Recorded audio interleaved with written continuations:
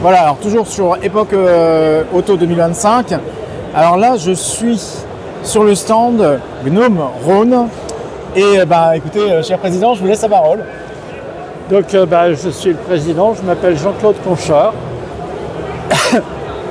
Et je vais vous expliquer un peu l'histoire de Gnome et Rhône. Très bien. Il y a souvent un « et » entre les deux. D'accord. Alors, la société est issue de la fusion d'une société qui était Gnome, prononciation allemande, ou Gnome,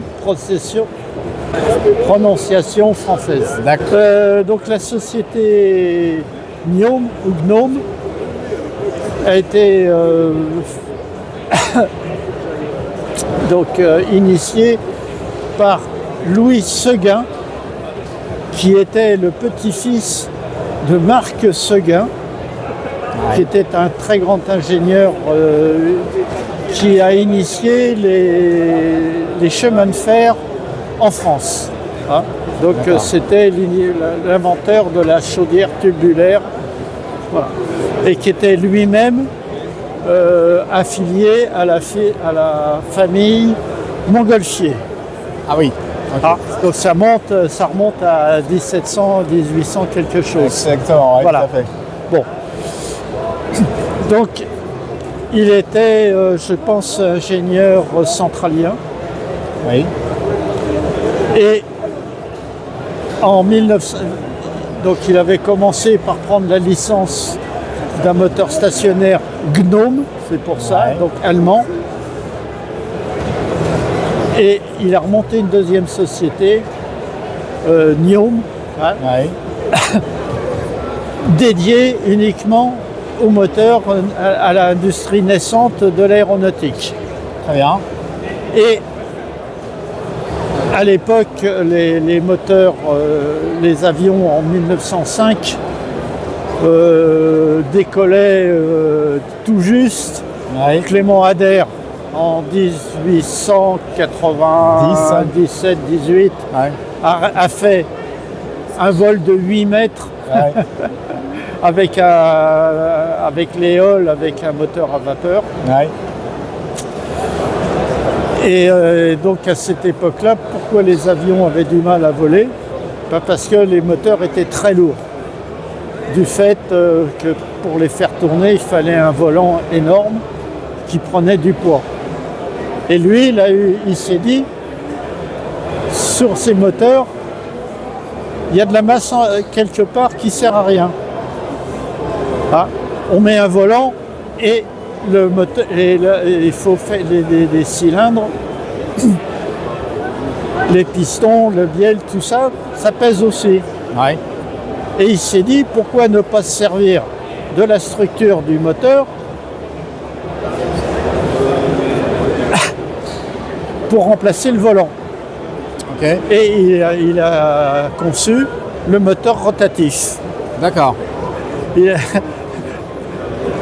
On se sert de la masse du moteur, on tient le vilebrequin et on fait tout tourner autour. Donc on se passe de la moitié du poids du moteur.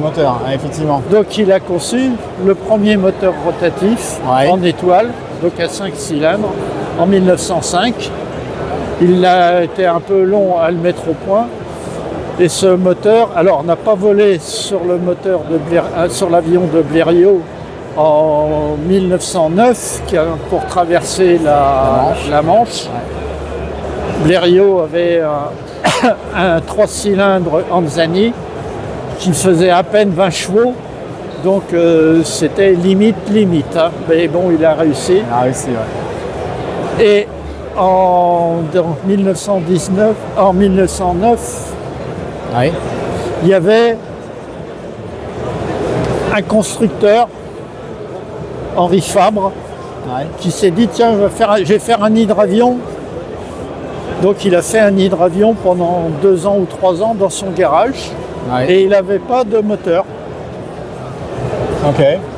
Et il n'avait plus de sous une fois qu'il a sorti son avion, son hydravion. Donc il est allé voir Louis Seguin Et Louis Seguin, qui avait toujours ce moteur, mais qui n'avait pas encore fait ses preuves, lui a dit, donc il lui a prêté le moteur.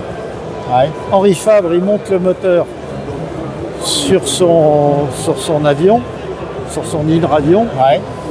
Il va à l'étang de Berre. Oui, je crois que c'était l'étang de Berre. Il met les gaz, il n'avait jamais piloté de sa vie. D'accord. Son avion était un peu bizarre parce que on a l'impression qu'il marche à l'envers. D'accord. Ses flotteurs, c'était un peu bizarre aussi. Ouais. Il met les gaz et il décolle. Il fait 800 mètres et il se repose. D'accord.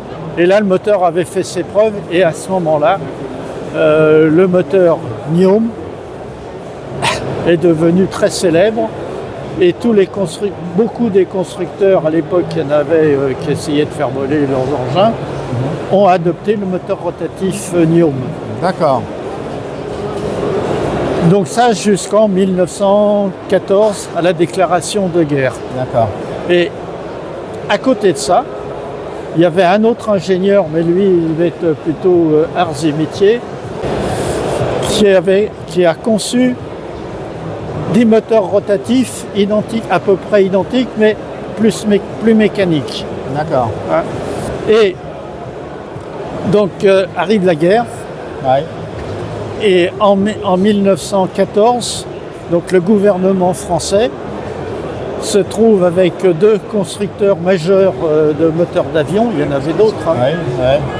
Et pour l'effort de guerre, il leur a imposé de fusionner et de créer la société NIOM et Rhône. Donc la genèse de NIOM et Rhône. D'accord. Bon, se passe la guerre avec, donc je ne sais plus combien, ils ont fait 20 000 ou 30 000 moteurs.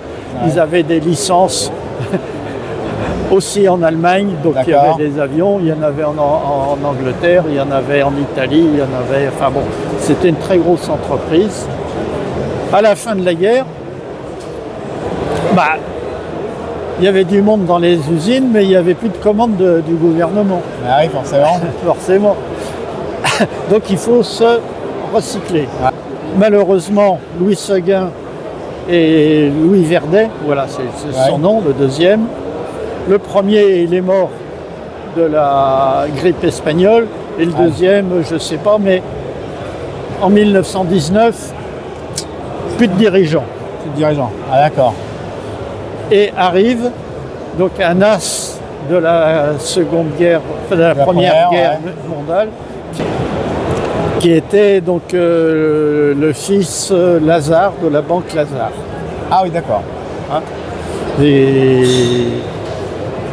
il était donc dans l'aviation donc pendant la guerre, mais alors pas avec une mitrailleuse ou des bombes ou des machins. Lui, il faisait de l'observation.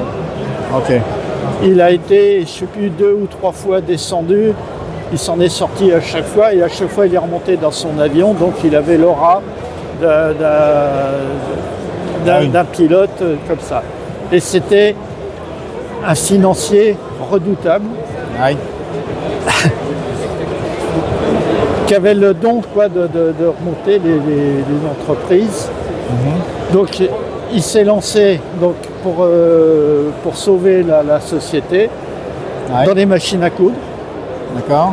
Alors ils n'ont pas inventé la machine à coudre, ils ont acheté une usine avec des machines à coudre toutes faites. Il a pris une licence. Alors ils ont essayé la voiture comme beaucoup, comme Blériot, comme tous ces gens-là, mais ça n'a pas fonctionné.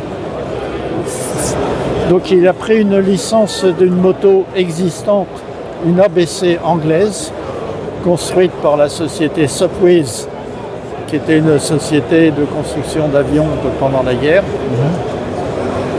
Donc pour occuper les usines. D'accord. Et à partir de là, donc de cette moto, qu'ils ont amélioré fortement. C'est une moto trop en avance sur son temps. On appelait l'ABC, donc c'était un flat twin de 400 cm3 qui tournait à 6000 tours. une moto qui avait une suspension arrière, des freins à l'avant, une béquille centrale, enfin bon, elle avait 30 ans d'avance, qui était très chère. Mais ça leur a permis, ils en ont fabriqué, on estime, entre 1000 et 1500 en France, des ABT françaises. Et ça a laissé le temps au bureau d'études de Guillaume-Rhône de concevoir leur machine à eux, qui était donc ce que le public attendait. D'accord. Ah. Donc une moto très simple, un gros 500 latéral, pas de frein à l'avant, une boîte 3 vitesses, et tout de suite cette moto a plu, et donc elles étaient quand même assez chères, mais voilà. Et puis de fil en aiguille, ils ont étoffé la gamme. En 1900, dans les années 30, ils ont fait ce qu'on appelait, comme ils avaient des industries lourdes à disposition, donc pour les moteurs d'avion. Les moteurs en étoile toujours, mais de leur conception, avec des puissances qui arrivaient maintenant jusqu'à 800 1000 chevaux. Donc ils ont fait ce qu'on appelait les cadres en tôle emboutie. D'accord. Voilà. Avec des motos, avec principalement des moteurs 500 ou 750 flat twin. Le marché qu'ils cherchaient, c'était principalement l'administration, la police, ces choses. C'était parce que c'était des motos très bien construites avec style aéronautique, mais assez cher. Bon. Donc il y avait l'armée qui pouvait se les payer, enfin bon, et puis quelques amateurs. Pendant ce temps-là, il y avait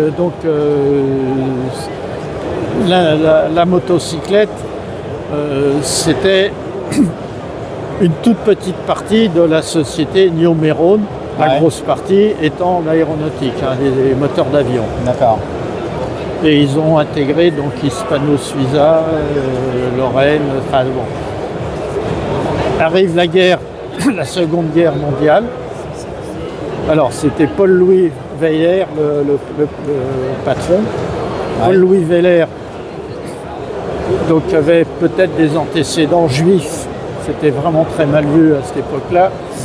Donc il a fait comme Marcel Bloch, Marcel Dassault, après-guerre. Oui, c'est vrai. Donc ils se sont fait enfermer, je ne sais plus, à Drancy, je crois, et je ne sais pas comment ils ont fait. Ils ont réussi à s'en sortir, à partir. Et Paul-Louis Weller, lui, il est parti en Amérique du Sud. Comme il avait on lui donnait 1 franc, il en sortait machin. Il était doué pour les affaires. Doué pour les affaires. Donc il s'est mis dans le pétrole et il a fini sa vie en 1993 ou 94, à 102 ans. Bel âge. Richissime. D'accord. Bon. Alors que tout l'état-major de Guillaume-Rhône, pendant la guerre, ils ont un peu...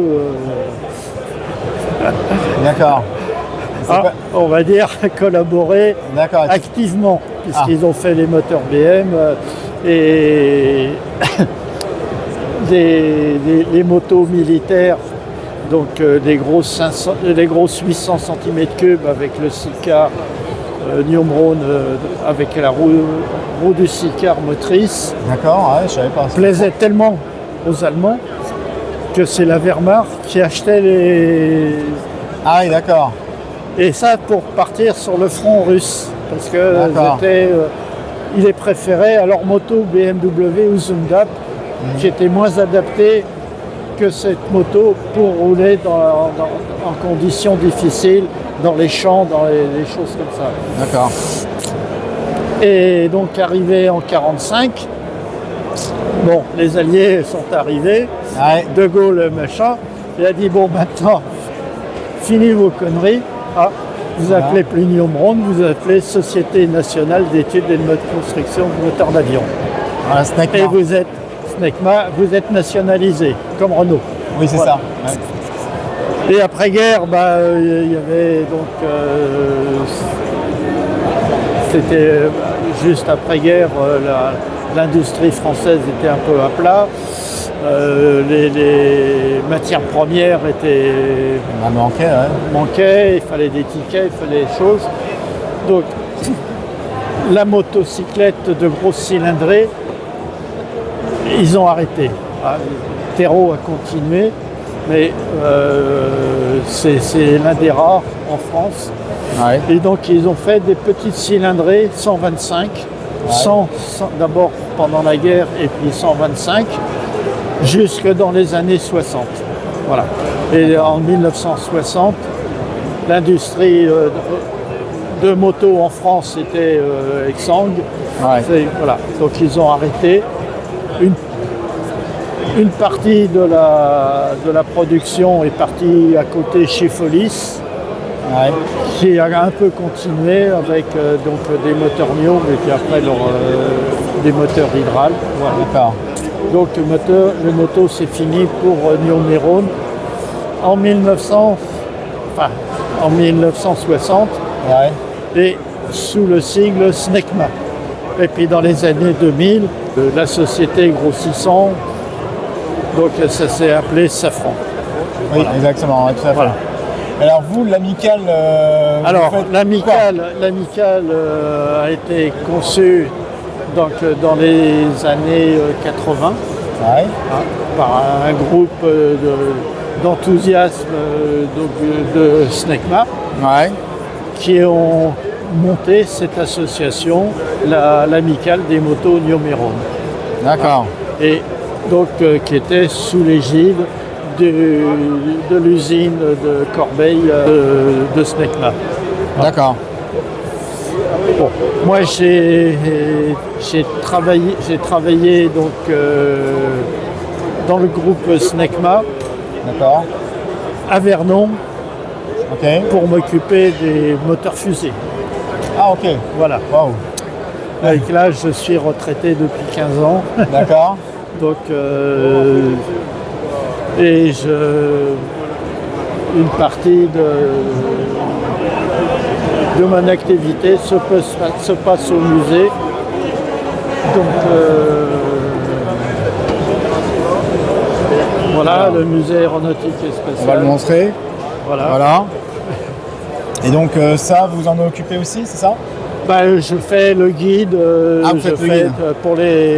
pour tout ce qui concerne les moteurs fusées. D'accord. Mais bon, j'ai quand même une très grosse connaissance. Il faut avoir. Et ça se trouve passé. Comment? Ça se trouve où? À côté de Melun. À côté de Melun, voilà. En région parisienne. En région parisienne. D'accord, ok. Voilà. Très bien. Bon et donc l'Amicale. Bon, en gros. Voilà. Et l'Amicale, vous faites des sorties, vous vous retrouvez. Alors on fait une sortie par an. Ouais. C'est organisé à chaque fois par un membre qui veut bien. Ouais. Parce que c'est une grosse organisation. Ouais. Et donc partout en France. D'accord. On a fait aussi, parce qu'on a des adhérents en Allemagne. Ok. Beaucoup d'adhérents en Allemagne du côté de Saarbrück. Ouais. Parce que après la Première Guerre, des Allemands ont acheté la licence NIO Méron pour construire les motos. Ouais. Alors, c'était des Trumpfas. D'accord. Mais c'était des NIO Méron appelés Trumpfas. D'accord. Donc ce modèle-là était fait par exemple... Alors, je vais retourner la caméra. Donc là, vous disiez que ce modèle-là, les Allemands l'ont... Oui, elle existe en marque Trumpfas. D'accord. Mais c'était exceptionnel parce que ça, c'est une moto de transition avec un moteur très puissant, mais une partie cycle un peu légère, issue des toutes premières fabriquées. D'accord. Et après, ils sont passés, donc ils ont fait donc avec un moteur quasiment identique, Oui. une partie cycle digne du moteur. D'accord. Voilà. Et elle date de c'est quelle le année, moteur. celle-ci? Alors ça c'est 1928 Ouais. et celle-là c'est 1926. D'accord, celle-ci Voilà. 1926. Et les autres c'est des petites cylindrées, Ouais. donc c'est des types H assez performantes, mais avec une transmission par chaîne. Ouais. Il n'y en a pas avec transmission par courroie là, mais bon, c'est D'accord. la gamme, voilà. Hop là. Très bien. Et il y a combien de personnes dans l'amicale? Alors, ça varie un peu Ouais. en fonction des adhésions. Ouais. C'est entre 120 et 150 membres, D'accord. dont des Espagnols, des Allemands, des Belges, peut-être un Américain. Ah, Merci pour l'interview. Eh ben, écoutez, merci beaucoup pour aussi de nous avoir reçus. Merci encore. Au revoir. Et quant à vous,